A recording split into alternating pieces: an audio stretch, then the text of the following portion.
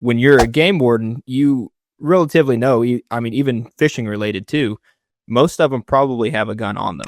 So Mhm. what's that feeling like? And like, how do you go about approaching these individuals at first? And then I guess, how did you kind of morph into maybe not being so paranoid? Because if I think back on it, I would be, I feel like, more paranoid, and then hopefully you get used to it. But also, when you're getting used to it, how do you stay on guard, if that makes sense? Great question.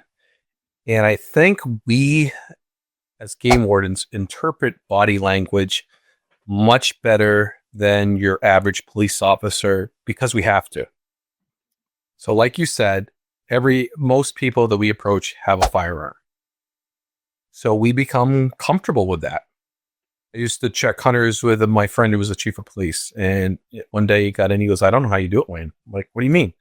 Everybody has a gun, and that puts a normal police officer on edge. When he sees gun, in his mind, it's more of an alarm. And in a game warden's mind, it's not an alarm. It's normal. Mm. So whether it's a bird hunter, a deer hunter, a grouse hunter, a fisherman, lots of fishermen are armed. A lot of them, display their handgun too. It's not the thing, but what we start to read is body language and how they interact with us.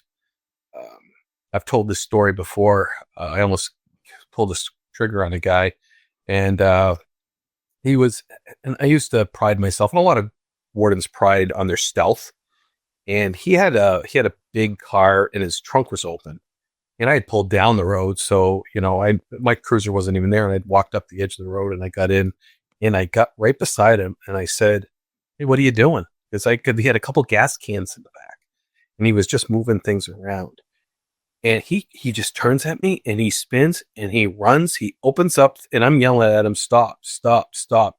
As he opens up his driver's side door, and he dives in for the center console, and he spins on me. I have my gun out, and I'm pointing at him, and I'm taking up the slack in the trigger.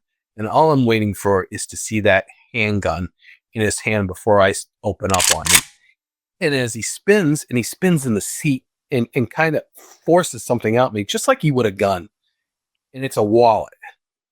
And he wanted to show me his idea. He was a challenged individual. No malice in the guy. He instantly saw me and thought I wanted his ID, and just the way he reacted. And I was a wreck, to be honest with you, because I almost killed him.